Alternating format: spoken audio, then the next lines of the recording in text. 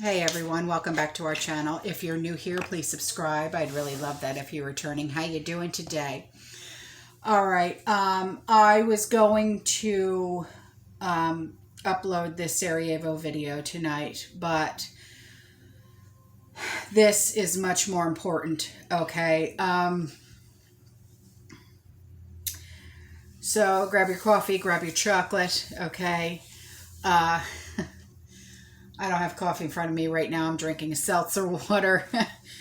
um, now, what we're going to be talking about tonight, okay, is something that Trish and I have been talking to you about for,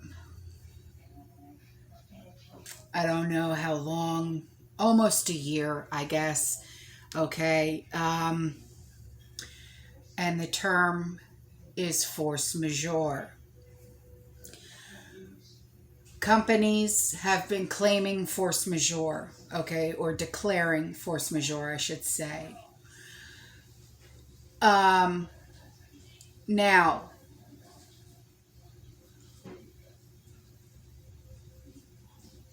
this is probably not going to come as a surprise to you, okay? And I'm not saying that our country has declared force majeure. I am not saying that at all. So please get that out of your head right now, okay? But where we are headed is a possibility, okay? President, or shall I say, Data, has escalated his campaign to get Congress to lift the federal debt limit. Okay. Hosting business leaders at the White House, okay, today, and top aides warning in a new report that failure to extend the government's borrowing authority could set off a global financial crisis. All right. Now, the moves came just before indications late today that Democrats may accept a GOP offer to temporarily suspend the debt ceiling until December. To temporarily suspend the debt ceiling, I think is a crisis within its own. I really do. Because then that means the spending would get out of hand. Now, the nation faces a countdown as of right now until about October 18th. A few of you have asked me in the comments and also in email, what is it with the date of October 18th? Okay, well, that is when the countdown ends. When the U.S. is expected to hit its debt limit, the Treasury Department will no longer be able to borrow any more money to fund the government operations and pay its debts. And when this happens, and the government can no longer pay back its debts, that is when the term force majeure comes in.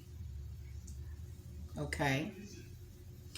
If the U.S. doesn't suspend the limit by then, it will default on responsibilities such as interest payments, Social Security, Medicare, and the economic fallout could be and will be disastrous.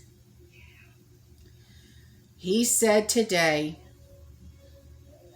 we need to act now, not a week from now, but right now. We would likely experience a recession. I have said this multiple times.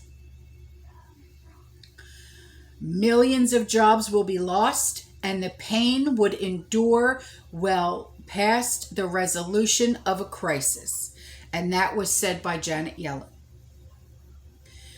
With a sense of real urgency, Potato and Yellen hosted a number of CEOs, including the heads of banks like Citibank, JP Morgan, Bank of America, to underscore the severe ramifications if the government runs out of money to cover its bills. It has nothing to do with new spending. Yeah. That's what Potato said. Adding also, it's about paying for what we owe and preventing a catastrophic event occurring in our economy. And whose fault is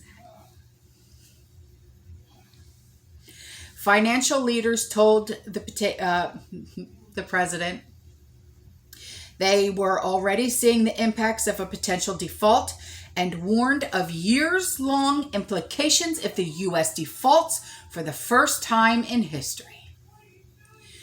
It's not an exaggeration to say that even small distortions in the Treasury market can cost taxpayers tens of billions of dollars over many years.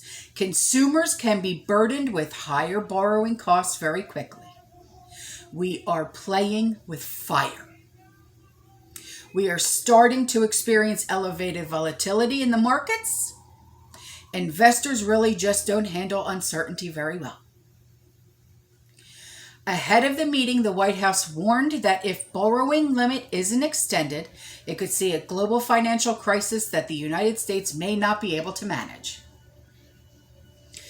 A default would send shockwaves through the global financial markets and would likely cause credit markets worldwide to freeze up and stock markets to plunge. What did my father say? By the end of this year, beginning of next year, it's going to be worse than the Great Depression.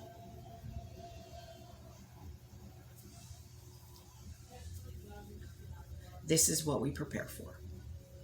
This is why we are of the prepared mind.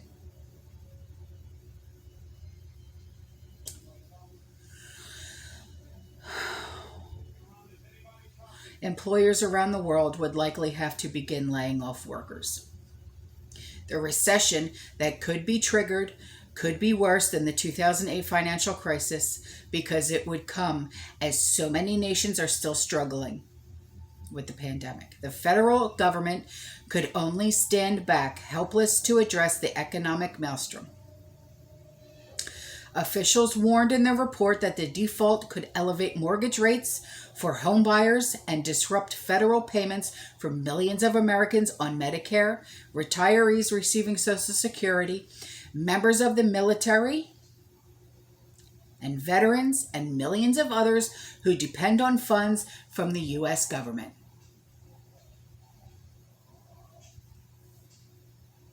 Critical services such as official timekeeping from the National Institute of Standards and Technology or crucial forecasts from the National Weather Service could also be impacted. Now, later in a statement issued this afternoon, McConnell signaled that he would support Democrats using normal procedures to pass an emergency debt limit extension at a fixed dollar amount to cover current spending levels into December, which would give them time to raise the debt limit using reconciliation, the Senate process by which budgetary measures can be passed with a simple majority. The Kentucky Republican added that if Democrats abandon their efforts on the larger social safety net measure, which members of the party and the White House are attempting to negotiate alongside, the Senate passed $1 trillion bipartisan infrastructure bill. A more traditional bipartisan governing conversation could be possible. Utah Senator Mitt Romney said that he is supportive of McConnell's proposal on the debt limit. Now, Bernie Sanders said the offer is a step forward and a good start, adding that he hopes we can negotiate a process that begins long-term solution. I'm glad that we are where we are, Sanders said. Even as Democratic lawmakers seemed positive about the development, the White House appeared to scoff at McConnell's short-term offer. If we're looking at the best options, why kick the can down the road a couple more weeks? Why create an additional layer of uncertainty?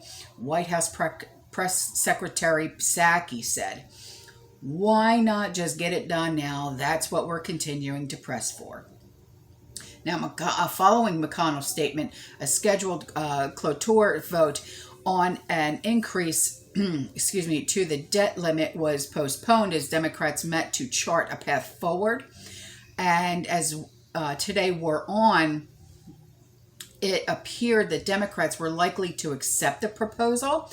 I think we're ending up raising the debt ceiling through December. And that's what Delaware Senator Chris Coons said, adding that it gives Democrats the opportunity to spend the next few months focusing on finishing the Build Back Better agenda.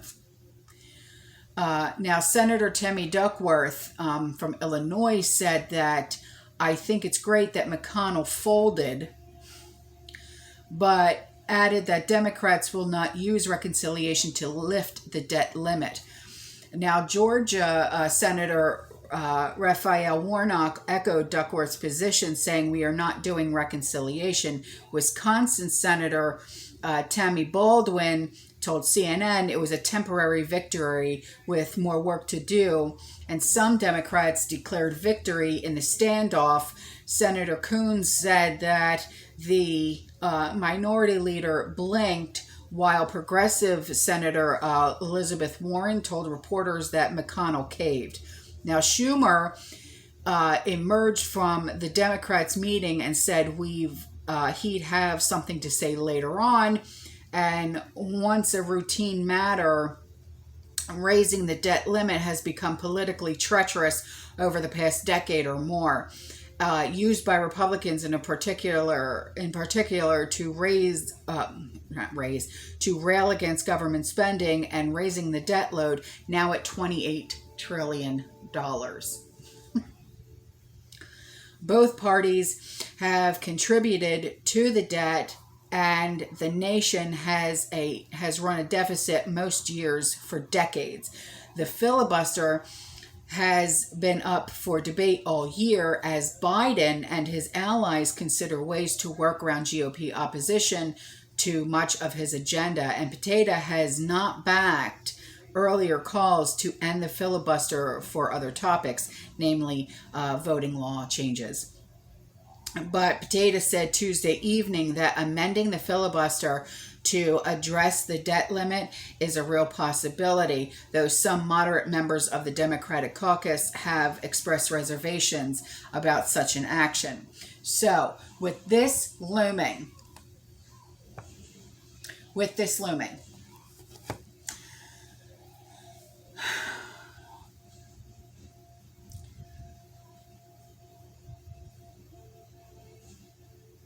prepare even more now. Don't wait, because I know this is going to be like a wait and see. Don't do that wait and see thing. Not with this. Not with this. We've been explaining to you force majeure and stuff like that, okay? Don't wait. Please don't, okay? Excuse me. Don't wait because,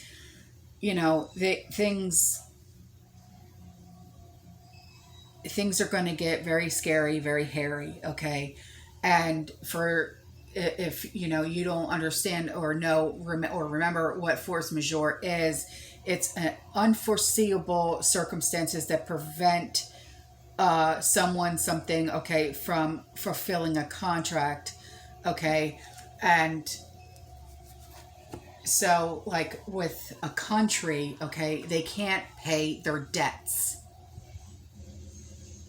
So because they can't pay their debts and the debt ceiling is not being raised or whatever the case may be, okay, and they want to not even have a debt ceiling, they just want it to go away. They can't pay their debts. So they just want to keep printing money. And they can't do that. So that's what force majeure is. They can't fulfill their promises anymore. They can't pay their debts. So,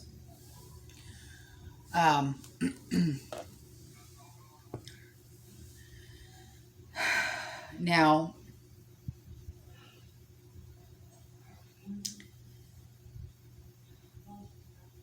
I'm sure that this Friday, when Trish and I go live with you, we will speak more on this. Okay.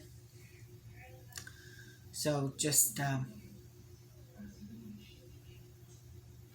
be there or be square for Friday night. All right. I love you.